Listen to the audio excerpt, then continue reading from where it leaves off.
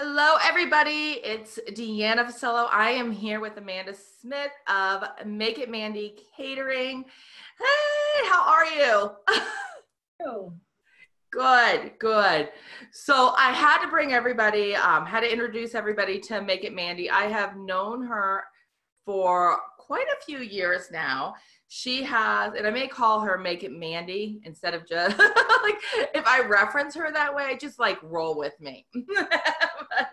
but I've known her for a few years, and she is amazing, and her food is amazing.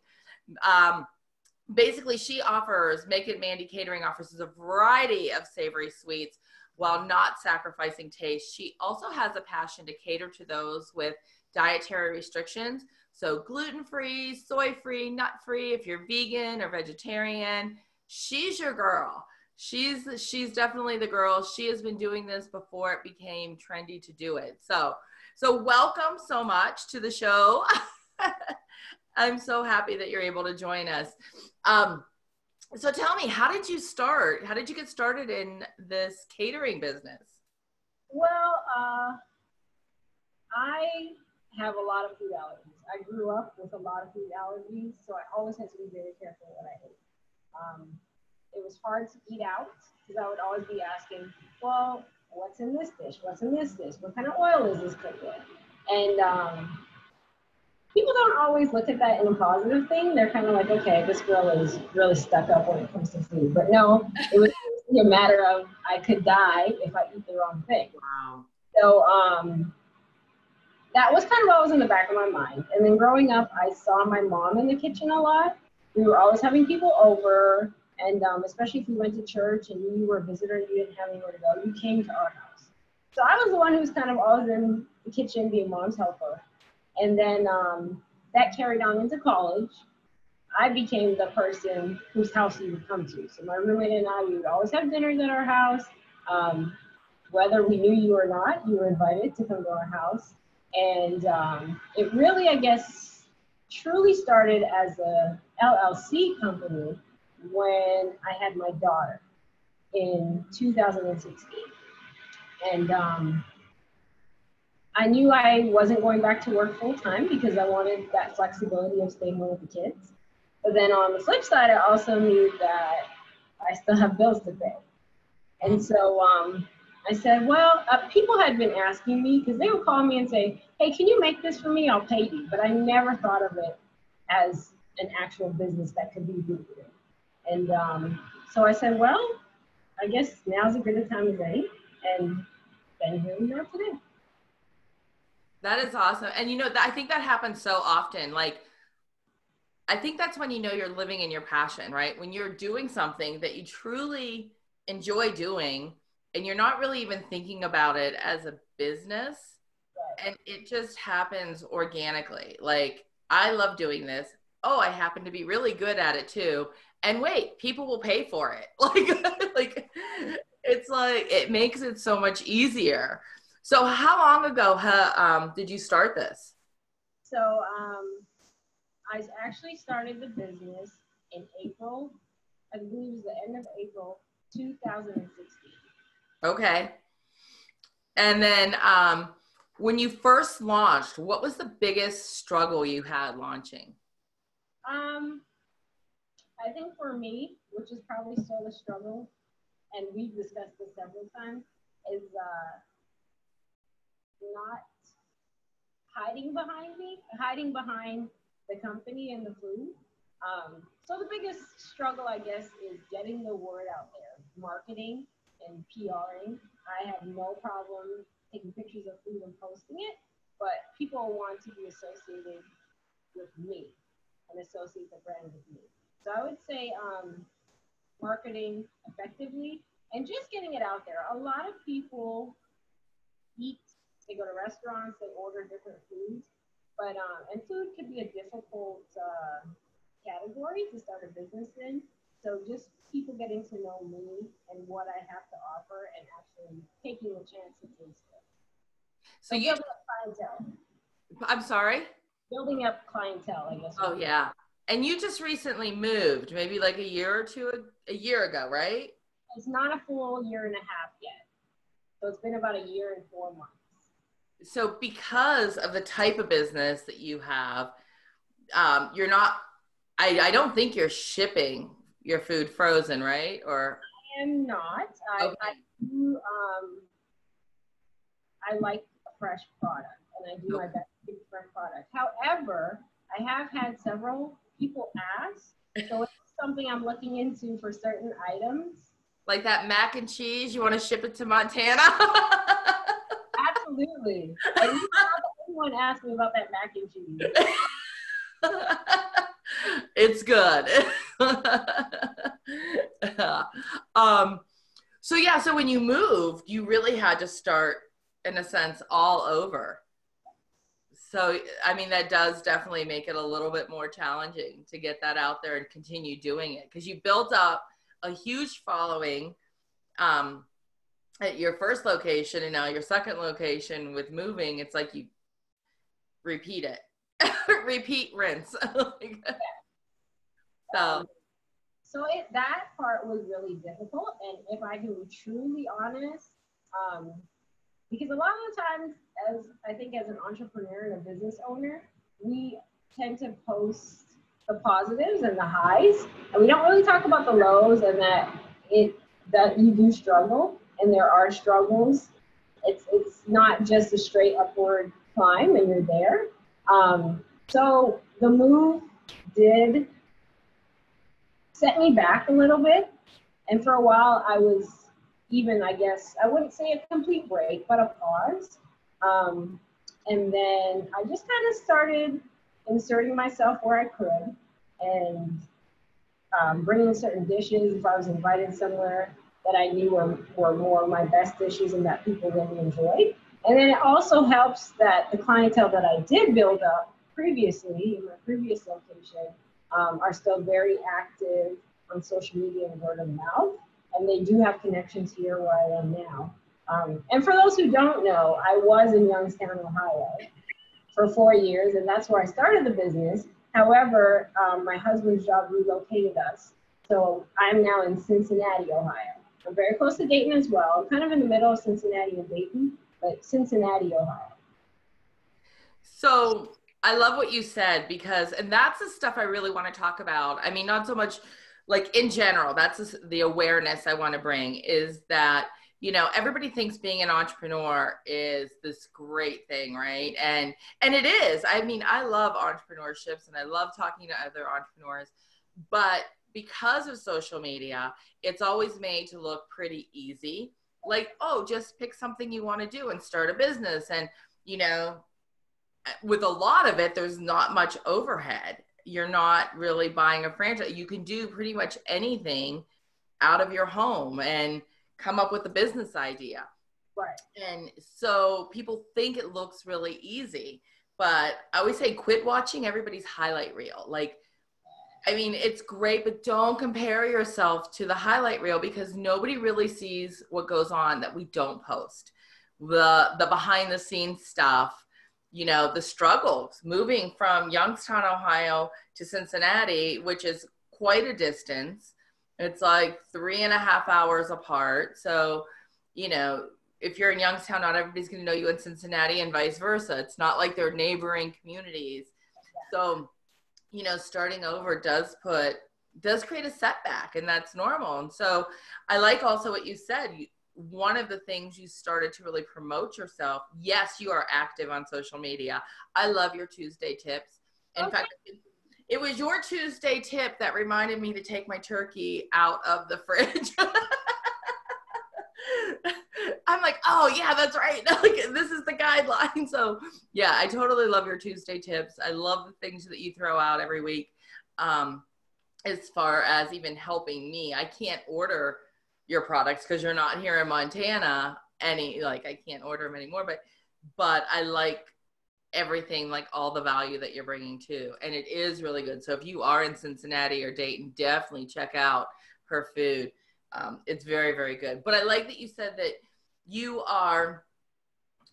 went out, you started just bringing your product to different places so people got familiar with it.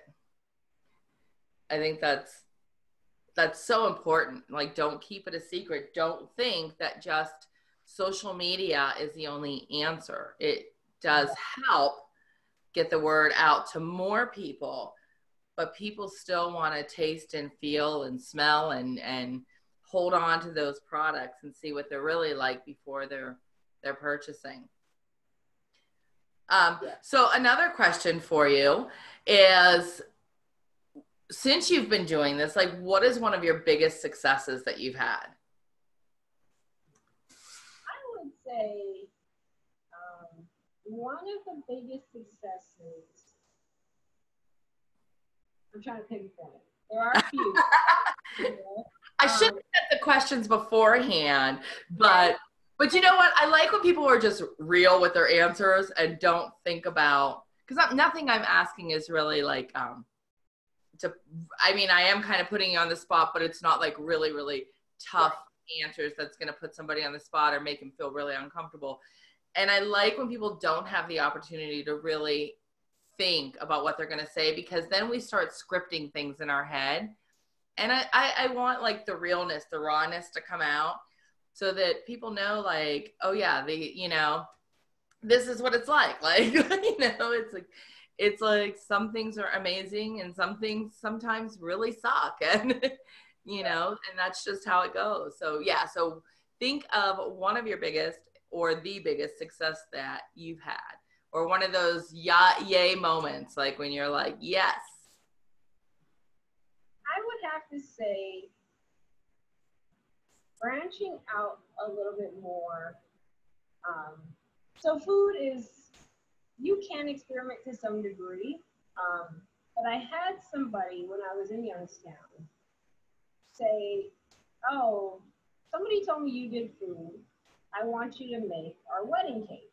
And I was like, absolutely not. I am not a cake decorator like that. I make cakes and I kind of dabble with the decorating, but there's no way I am putting that type of pressure on myself and putting that on display for other people to see. So they're like, oh no, you're fine, you can do it. So I did it. And I posted it on my social media so you can see it. And every so often I repost it to remind myself. But I would say that was one of my biggest successes because it made me challenge myself. It made me step out of my comfort zone. It sure did make me stress. But I got it done, and that opened up other opportunities when it came to like the dessert world and the cake world. And I think that I count that as one of my biggest successes because a lot of caterers I am noticing and people who I talk to, they do one or the other. It's very rare that you find a caterer that will do savory and sweet. And a lot of the times, and this is not to knock anybody, but they may use sweets that are already like bought or like already packaged. And one of the things I do pride myself on, and I think that's why I'm able to offer gluten-free and vegan, is because I like a fresh product from scratch. So when you're getting something from Make It Mandy, it truly is made by me. That you could taste the difference. Yes. You can definitely taste the difference when somebody makes something from scratch or they use like cake box mix.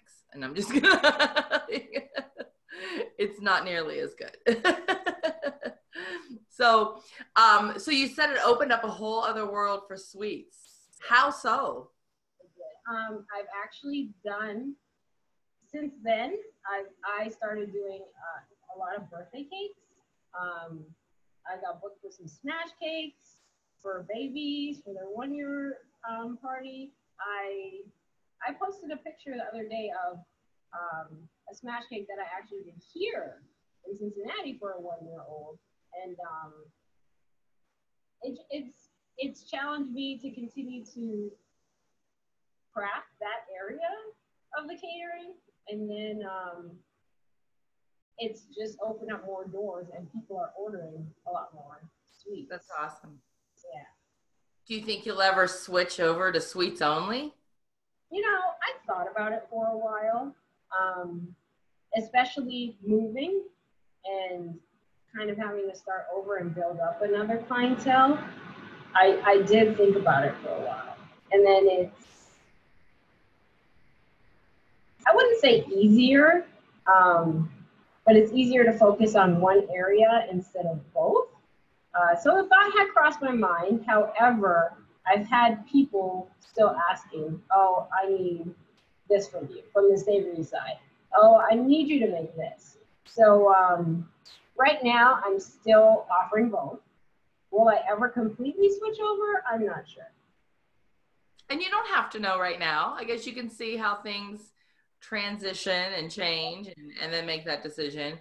Now, are the laws, oh no, because you're still in Ohio. So the laws would still be the same. Right. And I think that's important because I have a lot of people who I'll meet with and they want to start baking out of their home, whether it's baking or cooking. And I don't think they even think about cottage laws or what the state laws are. So can you explain, and I know the laws can change, but can you explain a little bit about like what they should be thinking of if they want to start a business out of their home cooking? So when I started, unless things have changed, you cannot offer majority of products that people want to offer out of your home.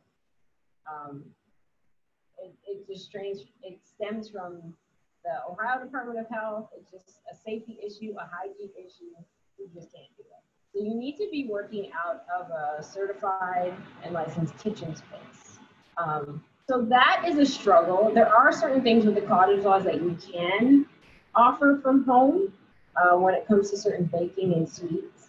And that's why a lot of people may offer those, because you don't have to worry about going and finding a kitchen to work out of. Now, there are people who offer food out of their home, and that's great. I'm not knocking that at all. But because I am an LLC company and a legit company, I don't want to take that risk. So I do work out of a shared kitchen space. I was doing that in Youngstown as well, renting. And then Youngstown also has the kitchen incubator, which is great for people to use. So nice. Yeah. Other areas, but yeah. So when I'm offering a product, it is from a certified licensed facility. Yeah. And again, I'm stressing that because if anybody is watching, I mean, you want to make sure that, or listening, you want to make sure that you are checking with your state laws because it can change. But I can't tell you how many people that I've met, and I don't know what Montana law is, and I've met them in Ohio, so I'm not like, but they make cupcakes, right? Because everybody is into cupcakes and stuff like that. And they have a business, and I've stopped by and they have pets in the house. And in Ohio, you're not allowed to have pets in your kitchen. Now, for obvious reasons. And I just think like I would be so nervous doing that, knowing like I've got dogs running around or a dog running around or a cat which jumps on the counter, and I'm making, I mean, my hair alone sheds so much. Like I'm always pulling it up because every time I cook, because it's crazy. But people really need to pay attention to that because you want to make sure that you're following that state's laws, because it can come back on you. And that's another thing. I've had people not realize in food that you should have insurance. And I was just going to say, let me add to that I am SafeServe certified, and I do have insurance as well. Which is awesome. Yes. Very good. So before we wrap this up, I have another question. My last question for you. Well, two. One is a business one and one will be a fun one. So the last business one is, if somebody is thinking about starting a food-based business, what advice would you give them?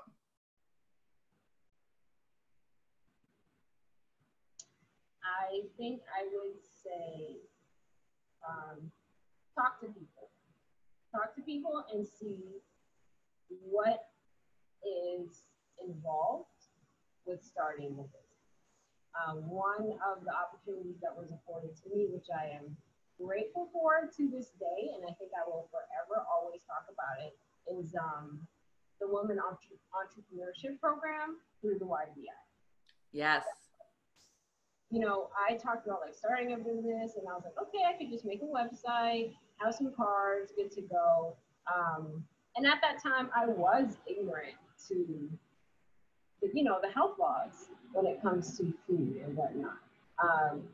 The entrepreneurship program, the WE program, really opened my eyes to things that you need.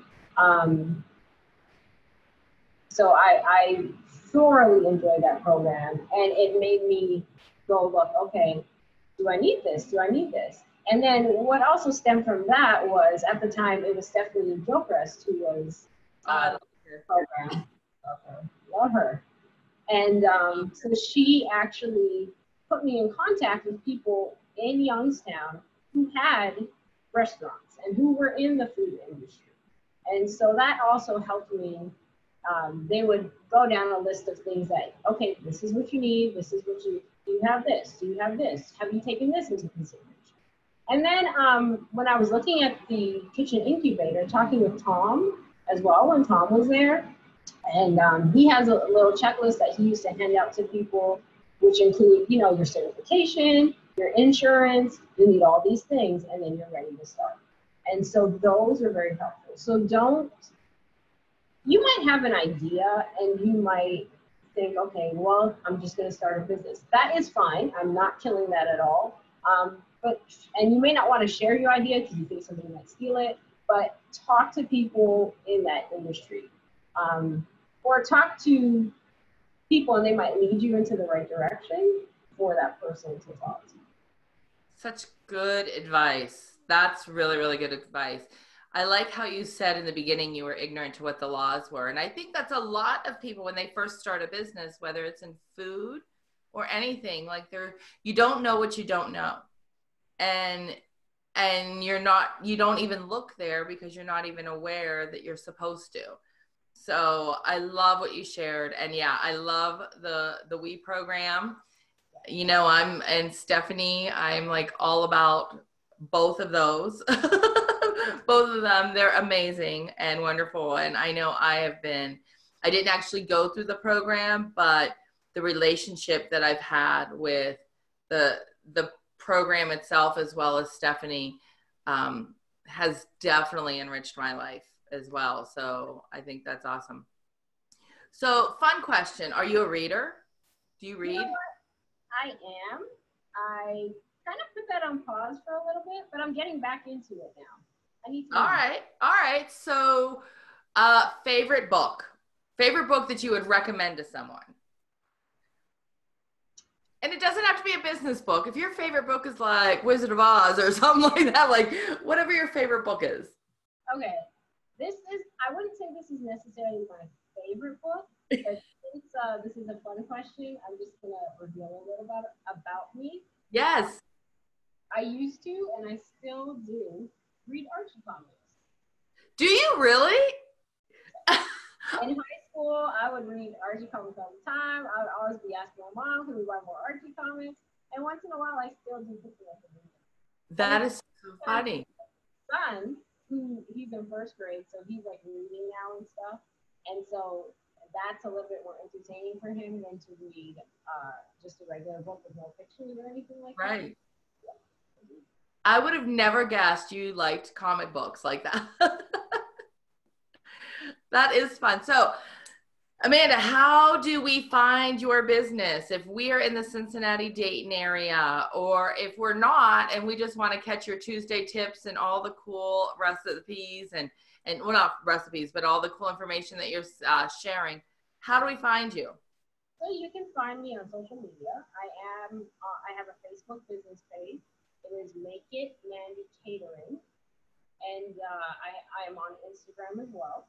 And that is, I believe it's the same, Make It Mandy Catering. And then I do have a website. The website is open. I am going to be kind of touching it up and changing it a little bit. So just be aware of that. if you do go to it and it's down, it will only be temporary. But the website is www.makeitmandy.com. Awesome. Awesome. And I'm going to be sharing the links to her website and to find her on social media in the blog post and then in the notes for the podcast. So however you're catching us today, make sure you look that up and follow her, follow Make It Mandy and check it out. And if you're in the Cincinnati, Dayton area, make sure you order some food from her because it's amazing. Check that mac and cheese. So anyhow, thank you so much for doing this with me today. I know that your schedule is really busy, and I appreciate you taking time out just to share a little bit more about your business and help some other entrepreneurs out there who are thinking about doing this. So just thank you so much for taking the time out with me today. Thank you for having me. You're welcome. We'll see ya.